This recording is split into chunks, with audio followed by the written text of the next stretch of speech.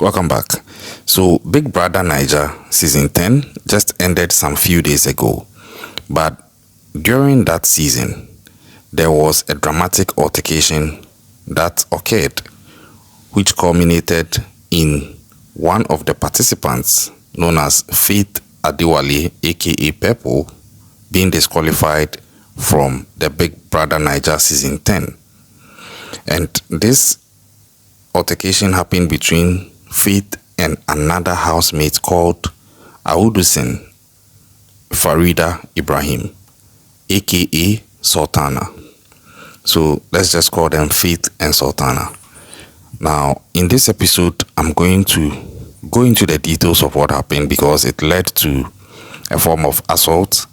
But more importantly, I'm going to try to break down how these things actually come about. I've been covering true crime cases, almost 600 videos across the world, and I keep learning on some of these things, and I believe that some issues can be handled differently to avoid outcomes which end up being crimes. This episode is meant to educate, not so much about the offense or the assault that took place, but more about what we can learn from the role each of them played leading up to the outcome that I'm coming to report on. All right. So this dramatic altercation, like I said, culminated in Faith's disqualification from the Big Brother Naija season 10, and it occurred during a group task rehearsal, which was specifically a skincare assignment. And if you know more about Big Brother, you will see how the show goes. They are housemates living together and they are completing tasks and other things. People are voting. There are cameras on them and people are watching. So this incident occurred live on camera. Some were saying that maybe it's scripted. I don't think it's scripted. I think it's actually happened. Now, the conflict ignited when Sultana confronted Faith, accusing him of being overly controlling and insisting on leading the team, despite the task not relating to his self-proclaimed medical expertise, fueling an already existing tension regarding his perceived superiority complex within the group. Now, the argument quickly escalated as Faith reacted by attempting to exert control over the group's materials. He physically dragged the basket containing the task ingredients away from Sultana. The critical moment that violated the house rules and triggered Big Brother's ultimate decision to disqualify Faith was the resulting physical assault. And this is how it played out. Faith and Sultana would then be struggling over the basket, and in the struggle over this basket, Faith, who obviously is the man and the stronger person, forcefully pulled it away from Sultana, and this forceful action caused Sultana to lose her balance and fall to the floor. Sultana immediately complained of sustaining injuries, specifically claiming she twisted her ankle and hurt her hand in the process. A few housemates, like one guy called K Bobo, briefly intervened to separate the two and take the basket, but then the damage had already been done. Sultana will come back, take the basket again, and they almost got back into it again. Now, after reviewing this, Big Brother just made this decision because it was strictly forbidden that any form of physical assault should happen. It's against the house rules of Big Brother Naija. So, per what had happened, they quickly summoned an emergency meeting and they announced that Faith was disqualified. He was then ordered to exit the house at once, and that ended his journey just before the grand finale. And by that way, he was evicted out of the Big Brother season 10, and he didn't stand a chance to compete anymore and possibly have a chance to win. Now, that is what happened in this case. And I'm sure you saw the footage playing, so you appreciate it.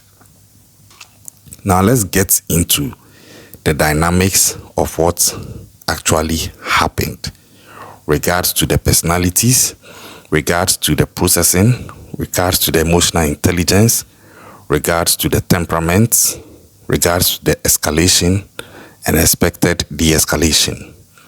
I'm deciding to bring in some of these things so we all learn. And trust you me, I'm human like you, and I'm also learning. Because sometimes, even how you grew up or the things you are used to may make you think some things are normal. But as you keep learning, you begin to realize you could do better. So let's really now get into understanding what happened. Because it wasn't just a fight between Faith and Sultana. It was a clash of presence, power, timing, ego, and perception. And I'll break it down. So the setup was actually simple. The house was given a group task. And in this group task, some of the housemates, including Faith, got rights to the work. They were already contributing when Sultana, who had earlier agreed to participate, chose instead to play snooker or pool, while the others were participating and building. So that choice alone is key, because in group settings, timing communicates priority, obviously. And when people see you disengage while they are working, it signals that you've detached. Now, when you show up late and you try to take over, definitely it's likely to create tension, whether you meant to create the tension or not, because you can't detach from the group activity we are supposed to perform and be playing whilst we are working, and you come back on your own time and try to come and dictate what should be done. Definitely, personalities will clash. Eventually, Sultana, after detaching, decided to join. But as soon as she did, the atmosphere shifted. And bear in mind, this is my opinion. I'm not a professional. This is my opinion. You can also let me know what you think in the comment section. Now, the atmosphere shifted and Faith called her out because he seemed frustrated. And this was what he said. "We've been waiting for you. Now you are just coming?" Then Sultana fired back, and her words weren't kind. So what started as a passive tension quickly evolved into a verbal standoff. Now, it wasn't just about helping with the task. It became about pride, ego, and social positioning. Then came the flashpoint. Sultana decided to pick up the basket. And bear in mind, the basket is a key element of the task at hand. The same task she seemed to have detached from and not started work on with her team. And so, for somebody who has been working on it from the get-go in her absence, Faith didn't like this, and he told her to drop the basket, to which she refused. This is escalation. He physically stepped in front of her as she tried to walk away with the basket.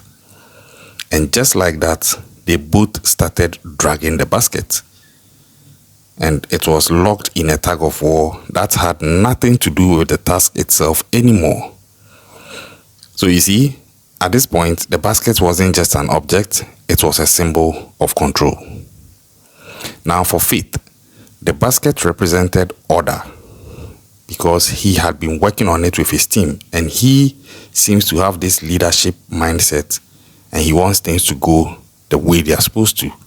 And indeed, it was going that way in the absence of Sultana, who had detached from the exercise, and she wouldn't get to come back in and sway everybody by just taking a basket away. He wasn't going to let someone who hadn't lifted a finger now act like a team lead. And that makes sense. But it will make more sense with regards to how the person at fault also takes it. The team should be able to balance on that level. But for Sultana, it may have been about reclaiming space, about being seen, about not appearing irrelevant. Her instinct was to grab the one thing that gave her immediate visibility, regardless of the timing. And I don't think that is right. Because If you knew you wanted visibility, you should have made yourself visible from the start.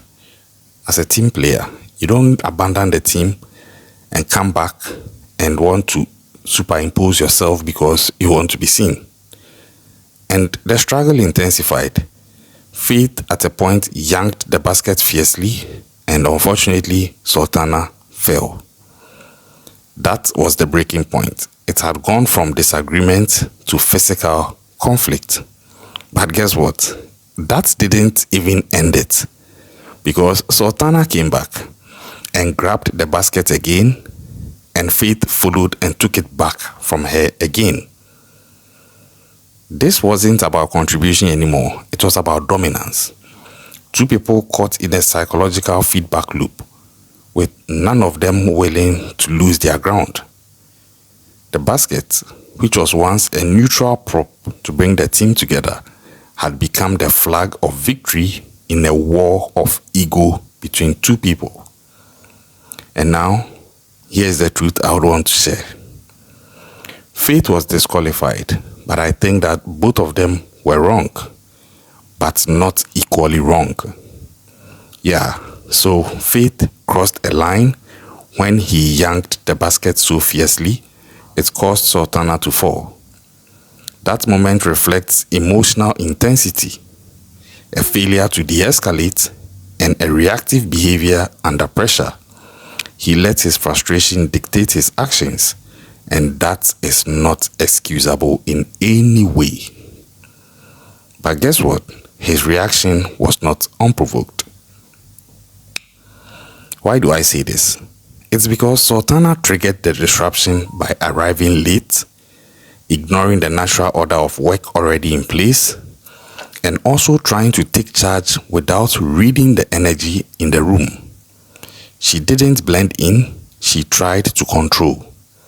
And when asked to stop, she didn't. And even after failing, she returned to escalate again. That shows emotional impulsivity, a need to win, and an inability to step back. And even after things had gotten physical, she was still impulsive and didn't have the ability to control herself and check herself. So, if you ask me, this wasn't a case of a man versus woman. It was rather a case of disruption versus order. One person had already been building. The other detached and showed up later and tried to take the lead. And when that didn't go down well, things spiraled. So, this is my standpoint. Sultana was wrong first. Faith was wrong next, but not equally. Sultana lit the match, and Faith threw in the basket. Or let me say, he poured the fuel. They both lacked emotional regulation. Now, the reason why I'm doing this breakdown is to highlight the need for these things to be learnt and taught. If you're a parent listening to this, ask yourself, how are you teaching this to your kids? Because you see it playing out. If you have more than one kid, you see it between them. You may even see it between your kids and yourself when you are engaging them. And if you are sincere, you might even see it between yourself and your spouse. And if you are even more sincere and are able to do an effective introspection, you will see it in yourself and others. And it's very important because that split second of a bad reaction can change your future. If you don't believe it or you want to argue or debate me, don't worry. Check my playlist. There are over 500 cases to support what I'm saying. Some of them needed somebody to just check him or herself and not be impulsive or reactive, and they would have not started a chain of crimes that in some cases have destroyed generations of families. That is what is meant by we are coming from different homes. It means that there are differences in how people are brought up, temperaments and everything. All these things are there. But I think that it's important we learn to regulate ourselves and learn to also teach people and help them learn how to regulate themselves, whether they are kids, whether they are spouses, our siblings, our friends and all. It's very important. I think it's one of the skills that even schools should start teaching people. Because if these things are well imbibed, I tell you, most of the crimes we are seeing these days may reduce, especially with regards to domestic violence. Because this is how it usually starts. Look at how they were going. Look at how they were going. And one person may take it to the next level, the other will match it. Go to the next level, the other matches it. If none of them backs off, the next thing you hear might be a murder. I'm telling you, go back and check the cases. Some start over little things. Who is going to learn to reassess themselves and put their ego aside and genuinely render an apology and let the other party know where they were wrong and apologize for it and let peace reign? We are in an era where most people feel entitled that their wrongs should be overlooked because they feel strongly about their actions. And it's one of the biggest challenges leading up to crimes, especially when it comes to violence from one person to the other. Because at a point, it will become inevitable if egos are tripping and people are losing their wisdom and are not emotionally intelligent. Violence will eventually erupt. Look at what even happened here. This was on camera. They've been there for days. They knew they were on camera and they were doing it. If they had any shred of emotional control, that should have been a reminder to them that we are even being recorded. But at that point, I don't think they even had it in mind or they even remembered. That should show you the level of emotional intensity they got to. But how did we get here? This is not me painting them black. This is me asking that we all learn. And it's not something you learn once and you are fine. You keep learning every day. You keep learning every day. Because there are different versions of humans you meet every day.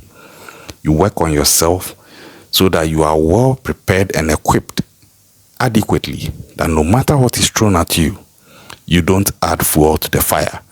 If somebody brings it up, if somebody brings something your way that is nasty, you have smart, objective, de-escalative ways of de-escalating the situation. I think the world would be a better place if my advice is taken, but who am I? I'm just one faceless guy running a true crime channel, right? Subscribe all the same, and I'll catch you on the next one.